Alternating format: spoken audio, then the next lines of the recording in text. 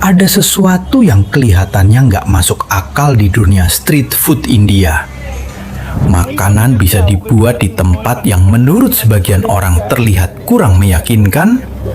Prosesnya kadang bikin penonton luar mengernyitkan dahi, tapi anehnya pembelinya tetap datang. Bahkan antreannya bisa terus bergerak tanpa kelihatan habis-habisnya. Kalau kita melihatnya dari layar, pertanyaannya sederhana. Kenapa masih ada yang beli? Apakah mereka nggak peduli dengan kebersihan? Atau sebenarnya ada alasan lain yang nggak kelihatan dari kamera? Nah, kali ini kita nggak cuma melihat sisi ekstrimnya, tapi membongkar kenapa makanan seperti ini tetap punya pelanggan. Nah, sebelum lanjut, gue ingetin ya, kalau video ini dibuat untuk tujuan hiburan dan edukasi. Tidak ada maksud menghina, merendahkan, atau menggeneralisasi masyarakat, budaya, maupun kuliner India. Kondisi setiap pedagang berbeda-beda, dan pembahasan ini berfokus pada fenomena street food yang terlihat dalam berbagai konten dan pengalaman kuliner.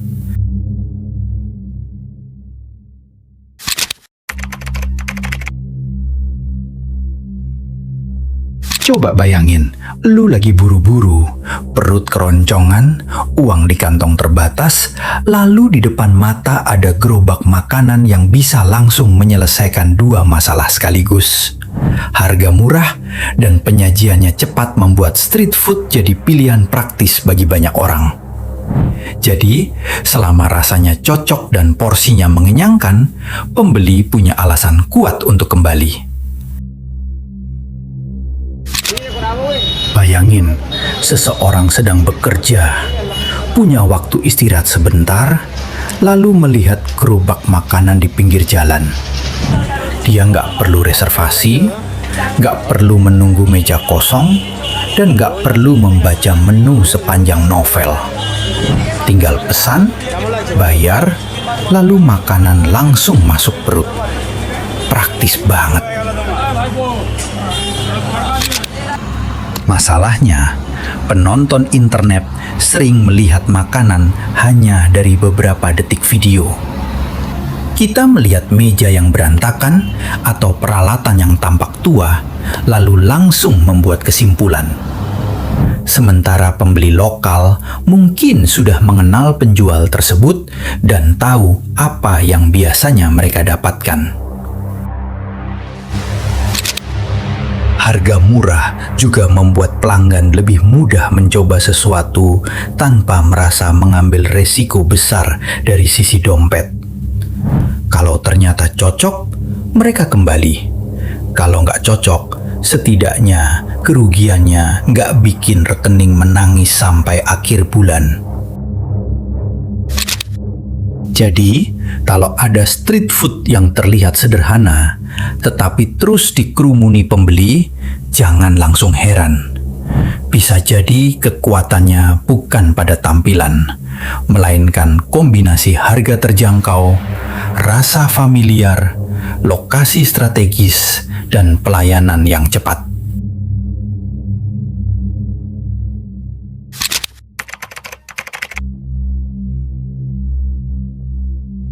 Yang bikin sebuah makanan tetap diburu ternyata nggak selalu bisa dilihat dari penampilannya. Kadang aromanya sudah lebih dulu menyerang sebelum makanan sampai ke tangan pembeli. Begitu wangi rempah keluar dari wajan, orang yang awalnya cuma lewat bisa mendadak berhenti. Mata boleh ragu, tapi hidung kadang punya pendapat sendiri. Street food juga punya keuntungan karena makanan sering dimasak langsung di depan pembeli. Suara minyak panas, aroma rempah, makanan yang baru diangkat, sampai saus yang baru dituangkan, semuanya menciptakan pengalaman yang gak bisa didapat hanya dari melihat foto makanan. Buat pelanggan yang sudah terbiasa dengan cita rasa tersebut, tampilan gerobaknya mungkin bukan faktor utama. Mereka datang karena sudah tahu apa yang akan mereka dapatkan. Sama seperti kita punya warung sederhana yang tempatnya biasa saja, tetapi makanannya selalu bikin kangen. Inilah bagian yang sering hilang ketika sebuah video dipotong menjadi konten pendek.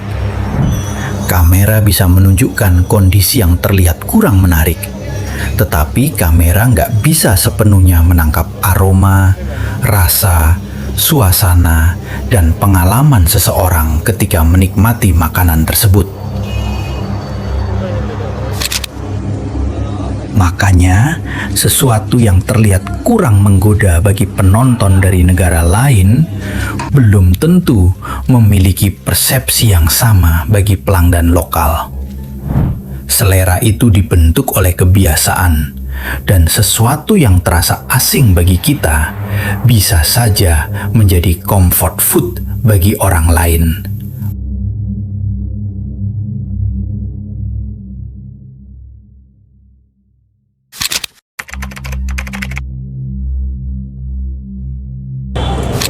Makin panjang antreannya, justru makin besar rasa penasaran orang yang melihatnya. Lu pasti pernah melihat warung penuh pembeli, lalu spontan berpikir, emang seenak apa sih? Nah, efek seperti inilah yang membuat sebuah street food bisa mendapatkan pelanggan baru bahkan tanpa promosi besar-besaran.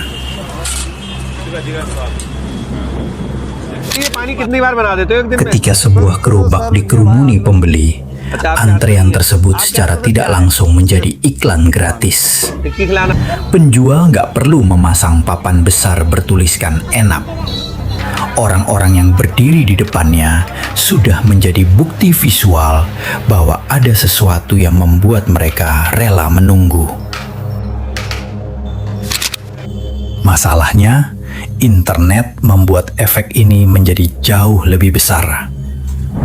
Satu orang merekam suasana gerobak, videonya viral, kemudian ribuan orang melihat. Mereka penasaran, datang ke lokasi, merekam lagi, lalu muncul video baru.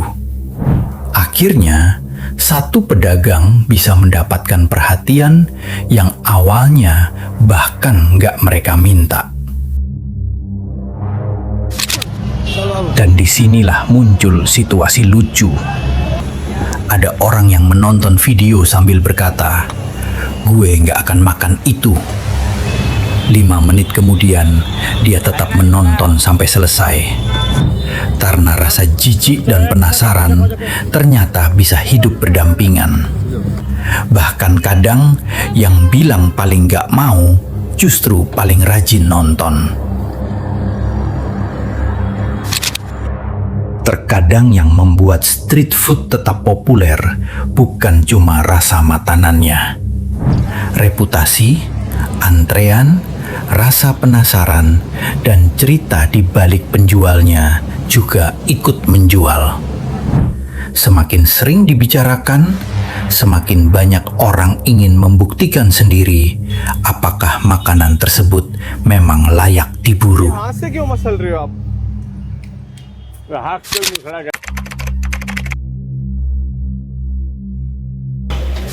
Sampai di titik ini, kita mulai bisa melihat bahwa alasan sebuah street food tetap laris ternyata jauh lebih rumit daripada sekadar soal kebersihan.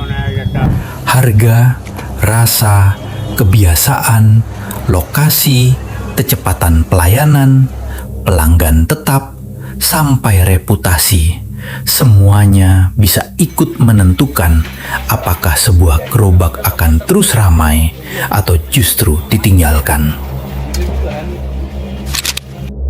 Dan satu hal penting, Apa yang terlihat jorok di sebuah video tidak otomatis berarti seluruh street food India seperti itu. Ada pedagang yang menjaga kebersihan dengan serius, ada yang menggunakan fasilitas sederhana, dan tentu ada pula praktek tertentu yang memang pantas dikritik. Justru itulah yang membuat street food menarik untuk dibahas.